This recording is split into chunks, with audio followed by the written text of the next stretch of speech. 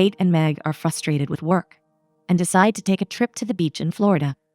They both fall for Ryan on the flight and play games with each other to get his attention. Kate reads out a passage from Lord of the Flies for her students. She highlights the themes of civilization versus savagery and reason versus impulse. She asks her students to read the next 3 chapters during the break and prepare a 2-page report. Everyone is bored, so she asks one of the students, Demirius, to read out from the book he's hiding. He starts reading out a manga comic about demon swords that the kids seem to be interested in. He reaches a part about a demon lover and squid legs splitting. Meg assures her client at Harold's, New York, that her products last longer than anything on the market.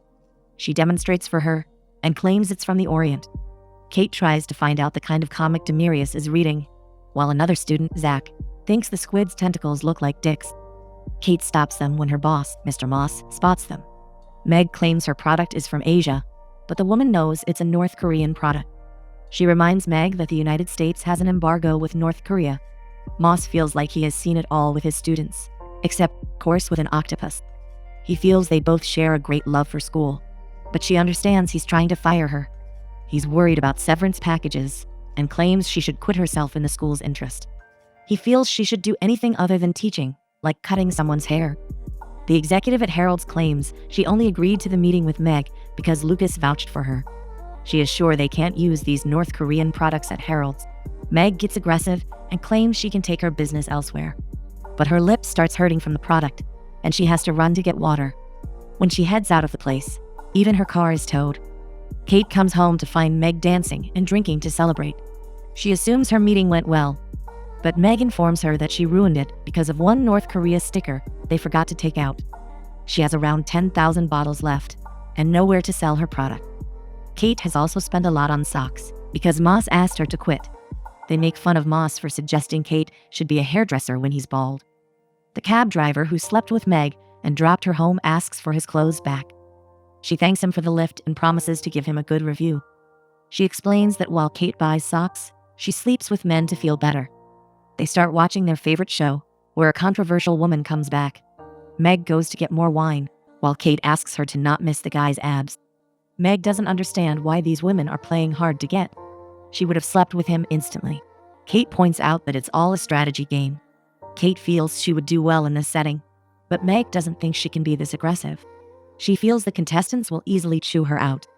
Kate really likes The Bachelor, so Meg feels she can have him if she gets the fireman from last season. They both agree the fireman was very hot. Kate claims just because she doesn't sleep around doesn't mean she can't compete with women. Meg thinks of it as a shot at her sleeping around. Kate is offended since Meg didn't think she could compete with these women and goes to bed. Meg wakes Kate up in the middle of the night and reminds her that their lives are a mess. She reminds Kate of the time she peed on her when Kate got stung by a jellyfish. She got mad till it stopped hurting.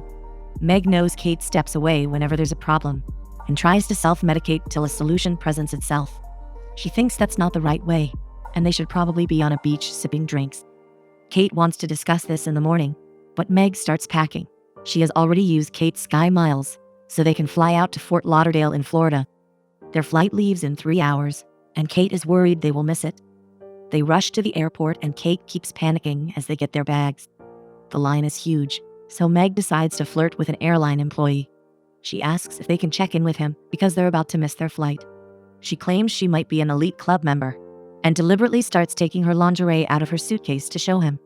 When that doesn't work, she touches his arm and thanks him for keeping them safe. Kate asks her to stop flirting around, but it works. The man agrees to help her check in. Kate hasn't checked in her bag because she's trying to save money. Meg reminds Kate she has everything and asks her to calm down. The guard doesn't let Meg in with her soda, so she chugs it like a beer. Meg asks Kate to think of the beach to relax and not about the journey. Kate asks Meg to switch the aisle seat with her, but Meg really wants the legroom. Kate has already taken an anxiety pill, but Meg asks her to take another one. Kate wants Meg to quit flirting with everyone, while Meg starts burping loudly because of the soda. They stop complaining when an attractive man, Ryan, points out that he has the middle seat. Meg starts flirting and asks why he's flying to Florida. He claims he's attending a wedding, and Meg starts complaining about how much work that is. Kate wants to talk to him too, and explains they're on a girls' trip. She claims they're best friends, but sitting apart because middle seats are for losers. Meg makes sure to point out that she's single. but Kate tries to talk to him too. Meg tries to explain a reference to him from America's Sweetheart. Kate points out that's from When Harry Met Sally. She keeps fumbling and slurring, which makes Ryan think she's having a stroke. Meg assures him she's fine and has just taken a lot of medication. He puts on his headphones but takes them off when there's an announcement about a layover. Hurricane Cindy is headed towards Florida, so they're redirecting the flight to St. Louis.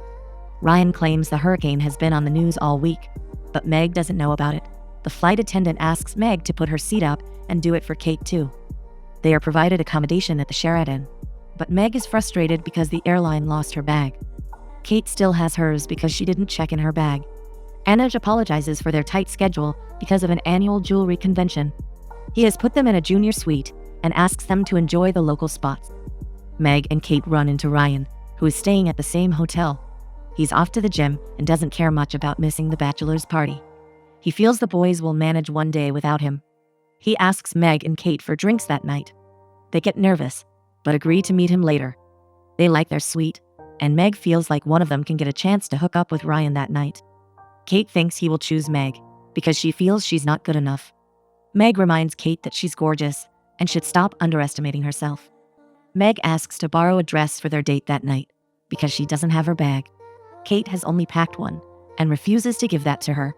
Meg asks Anuj for a mall around there, but it's quite far off. She needs a dress soon and threatens to give him a bad review on Yelp. Kate turns up for the date alone, and Ryan thinks she looks great. She explains how she didn't pack much for a girl's trip. Ryan gets distracted by Meg, who has come to the party in a sari worn as a dress.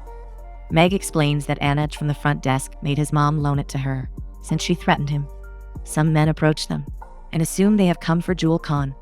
Craig is a gems specialist, while his friend Chuck works in watch repair, and Shahar does imports. Shahar shares a sad pickup line, while Chuck is excited about his. Meg claims they're undercover federal agents who will taser the men if they don't stop disturbing them. Ryan introduces Meg and Kate to a couple he just met, Roger and Nancy. They are celebrating their 10-year anniversary. Ryan gets distracted by the news that predicts the hurricane will get worse. He is worried about missing the rehearsal dinner, but Meg and Kate try their best to comfort him. Roger met Nancy, who is a defense attorney, during a case. They remember how much fun they had on their first date and start making out. Meg claims she's a CEO of a line of skincare products. She claims she can't reveal if Michelle Obama is a client, but asks Ryan to notice her skin. Kate claims she's a special needs high school teacher. She pretends it's hard to be away from them, since the kids teach her a lot about life. Ryan claims he can't compete with them, because he's just a firefighter. This makes the girls more excited, and they try to push each other away to dance with Ryan. They all keep dancing, and Meg finally does a solo to become the center of attention. Everyone gets awkward, and Kate soon points out her has been hanging out. Someone covers it with a hat, but someone else has already taken pictures. Meg is a little embarrassed on the way back, but claims she had a great time. Ryan stops them from going to their rooms and asks if they want to see the city the next day. He wants a souvenir, and both the girls are excited to get it for him. Kate tries to get into the elevator alone with him by claiming she needs ice from his floor. Meg claims she left her keys in the room, so she has to go with them. Kate offers her keys and claims they don't need two people for ice. The elevator starts closing during their argument, so Ryan wishes them luck with the ice. Meg thinks ice was a stupid excuse, but Kate feels it's better than pulling her out. She knows Meg is trying to seduce him, but Kate claims to actually like him. Meg feels she loves him too, and doesn't need to know his last name for it. Meg really wants him, but Kate doesn't want to let her have him this time. They ask Ryan to choose between the art museum and botanical gardens, but Meg brings out another third option. Ryan is also excited about the hot air balloon ride across the city. Meg knows that will be more fun for him, and pretends she forgot Kate's fear of heights. Ryan suggests not going to the balloon, but Meg wants them to go for a ride while Kate goes to the museum. Kate claims she's only scared of planes, and the balloon ride will be an adventure for her. Kate is clearly not comfortable with the ride, and is worried their pilot has only one eye. As Ryan and Meg enjoy the view, Kate tries to pretend like she's not panicking. When she learns they have to go up to 2,000 feet, she asks the pilot to get her down instantly. They need to catch the current and go up for it, but Ryan notices she's having a panic attack.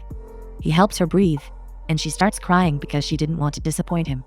He takes her hand and asks her to sing a song with him. They bond over the song. while Meg gets frustrated and buys the champagne on offer. Ryan doesn't think alcohol is a good idea for Kate, but Meg wants to celebrate and pops the bottle open. She hits their pilot's only good eye, and he's unable to see. Kate starts panicking again, but the pilot claims they will just land early. He asks someone for help, and they all somehow land on a little boy's birthday party. Kate rushes to step out, and Ryan still tries to comfort her with the song. Anna informs Meg that they have found her bag. She still wants to celebrate, but Ryan is tired and needs to call Florida before hitting the pool. The girls still try to get his attention and ask to meet him there. Kate makes extra effort to look nice, but Meg shows her she's going to look hotter. Kate gets annoyed and starts cutting her swimsuit. Meg orders drinks and sits in the pool so she can invite Ryan. As she waves to him, Craig comes over to talk to her. She claims she's not interested, but he and all his friends join her in the pool. Ryan has no space to sit, and Kate also comes out in her newly made bikini. She has saved a seat for Ryan, and he compliments how good she looks. When one of the guys eats something he dropped in the pool, Meg gets disgusted and leaves. Kate apologizes for what happened at the balloon and teases him about the song he sang for her. Kate refuses to swim with Meg, but agrees when she realizes Ryan is interested too. The girls discuss how much they love diving. They remember when Kate was initially nervous to jump, and Meg remembers she was better than her. She thinks Kate always won only because her dad was the judge. Ryan reminds them he is an impartial judge and asks them to compete. They both start with a jackknife, and Ryan awards them 5 points each. Meg wants to be better than Kate, but her back flip is like hers too. To make it more competitive, Meg wants to try a dangerous stunt. Kate warns her about it, and Meg ends up ignoring her eye. She joins Kate at the bar and is impressed Kate knows exactly how to make her drink with less ice. Nancy informs them that the hurricane has passed through, so they might finally get beach time. She is sad she won't see Roger for a month, because he's going back to his wife and kids. They were celebrating the 10-year anniversary of their love affair, and she asks them not to judge her. She knows it's not fair to Roger's wife and kids, but she's willing to do anything for Roger. She jokes about eliminating his family, but she seriously explains they need to do whatever it takes to get what they want. Meg and Kate get encouraged and chase after Ryan. He wanted to see them before he leaves on a road trip with Craig. The girls inform him that their flight might be on, but Ryan needs to get to the wedding as soon as possible. Craig is willing to drive through the night and make him reach Fort Lauderdale. Meg feels he could be a serial murderer, and Ryan shouldn't go with him. When he hugs both of them goodbye, Kate holds on a little longer. Meg has decided to road trip with them too, so Kate asks them to wait for her as well. They have a 17-hour drive ahead of them, and Craig assures them he has a huge playlist. They start playing some car games, but Meg has no patience for Kate's English teacher games. As Kate notices Ryan and Meg having fun at the back, she wants to join in too. She drags her body to the back and forces Meg to sit in the front. Meg puts ice down Craig's shirt as they eat, and they keep changing seats.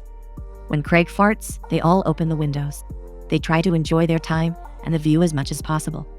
Kate hears Meg flirting with Ryan and massaging his hand with her skincare products.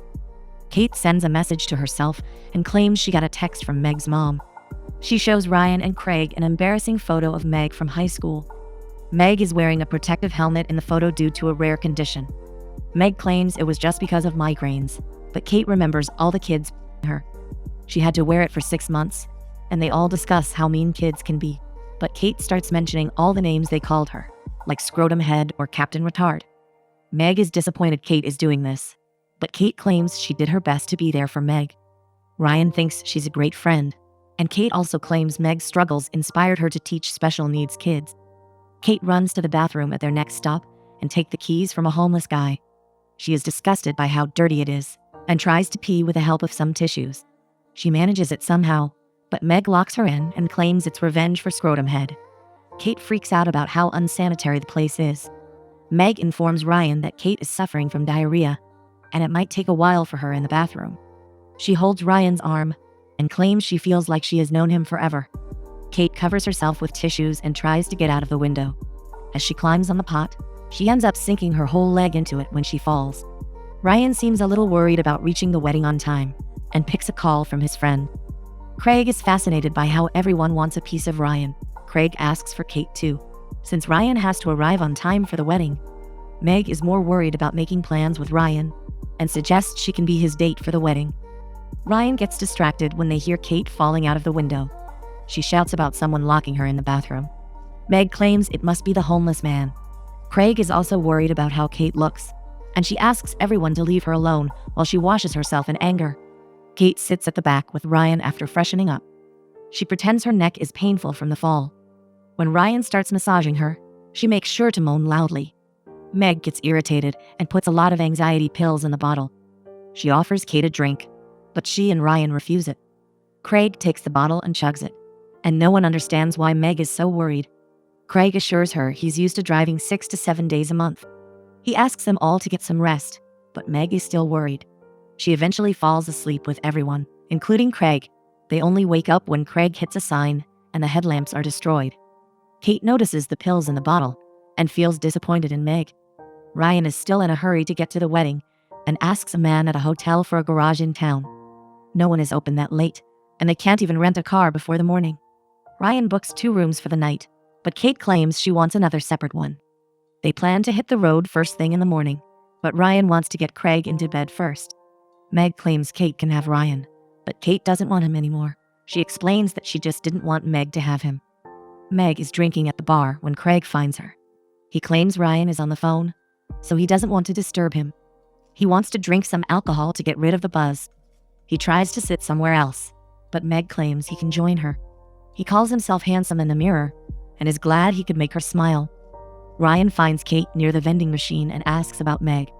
Kate feels she's probably at the bar waiting for him and tries to leave. He touches her and claims he was waiting for her to be alone. He kisses her, and they get back to his room to have sex. She realizes his dick is crooked, and he claims he was born that way. He also claims it enhances the experience, and they keep trying different positions. Kate is having the time of her life and keeps going. Craig finishes the story about how he became a jeweler, but he knows Meg is not interested and walks away. He comes back to explain how women always come to his store to buy diamonds. He claims there are many other stones with amazing qualities, but no one cares for them. He tries to explain that he's the underappreciated stone, but Meg understands that. Kate is very excited at breakfast and happy about Meg joining her. Meg claims she is the most important person in her life, and they should stop their stupid rivalry. Meg claims there's nothing more to Ryan than abs and a bent, and feels it's not worth it. Craig comes to inform the girls that Ryan stole his car, but Kate gets angry. She realizes Meg has slept with him too, because she knows about his. She feels angry that Meg told her she could have him, and then slept with him anyway. Kate explains that she spent the night with him too, so Meg throws her a strong punch. They get angrier and start throwing things at each other. Kate is also frustrated that she paid for everything in this trip. She feels Meg could at least appreciate what she keeps doing for her. Meg thinks Kate is a coward because she makes sure she fails at everything. They keep fighting till a shelf falls on them. Craig tries to help them, but cops find them too. From all the statements, the cops understand the fight happened because of the guy who stole Craig's car. Craig claims Ryan left a note, and he was overreacting about stealing. Neither of them knows his full name, but Craig realizes he accepted his Google Plus request. Craig tries to find his picture, but realizes that Ryan has gone to his own wedding. Meg and Kate feel angry, and Kate requests the officer to let them go. They feel a woman's life is about to be destroyed because of Ryan, and they want to help her. Kate also promises to pay for the cab, but Craig refuses to come along to see how it ends. Meg and Kate ask around for a wedding and head to the ballroom they are told about. They catch hold of a woman before she's about to walk down the aisle. They claim her future husband slept with them last night, and she deserves better. The woman walks in and breaks off her marriage with Carlos, who is someone else. They feel bad about breaking off another wedding, but look around for Ryan. They realize he is already married, but start chasing after him. Ryan begs them to not ruin his wedding, and claims they were throwing themselves at him from the beginning. He claims they were trying to prove something to each other, and it's not his fault. Meg and Kate stop to wonder if he's right, but they take him away from the crowd again. They feel it's still his fault to sleep with both of them before his wedding. Ryan explains that he has been with Genevieve since the freshman year of college. He plans to spend the rest of his life with her. He tries to make them understand how both of them wanting him is a guy's dream come true. He claims he never lied about his own wedding and reminds them they never asked. Genevieve comes in to scold Ryan for being late and introduces herself to Meg and Kate. Ryan explains that they were on the plane with him, and Genevieve thanks them for returning him safely. But she starts scolding and taunting him again, and they realize how scared Ryan is of her. Kate and Meg claim they just came to appreciate her dress and think she looks great in it. They head out for the photos, and Ryan gestures to thank them for not revealing anything. Meg and Kate feel like karma will take care of him, and their work is done. Meg comes to apologize to Craig in his shop and feels bad about not giving him a chance. She claims she didn't want to end the trip before telling him she's sorry. That was her only planned speech, but she comes back to kiss him before leaving. Kate is glad she found Craig and got everything off her chest. Meg feels like they can't live together anymore because she needs to figure out her life. She feels Kate keeps bailing her out of everything and is too good to her. They get ready to board their flight, and Kate claims she's very important to her. She wants them to be in each other's life because Kate has always relied on Meg. Demarius has finished the report Kate asked him to do, and she's impressed he has portrayed the book in comic form. She is more than happy to accept that assignment and gets called by Moss. She claims she won't quit the job, but Moss refuses to admit he ever suggested that. He wants to offer her the assistant volleyball coach position instead, because their current teacher is out on maternity leave. She shows Moss the assignment Demarius did and claims she wants his support in encouraging all this. She has also found out that hairdressers earn a lot, and he wonders if she's threatening him. She claims she has found her calling and agrees to take on volleyball as an adventure. Meg is preparing for an exam on video with Craig when she gets a call from Kate. Craig is excited they're meeting in 16 days and can't wait to see her. She heads over to Kate's apartment, where they watch the same show. Kate thinks the woman is being too dramatic, but they laugh when they remember their trip.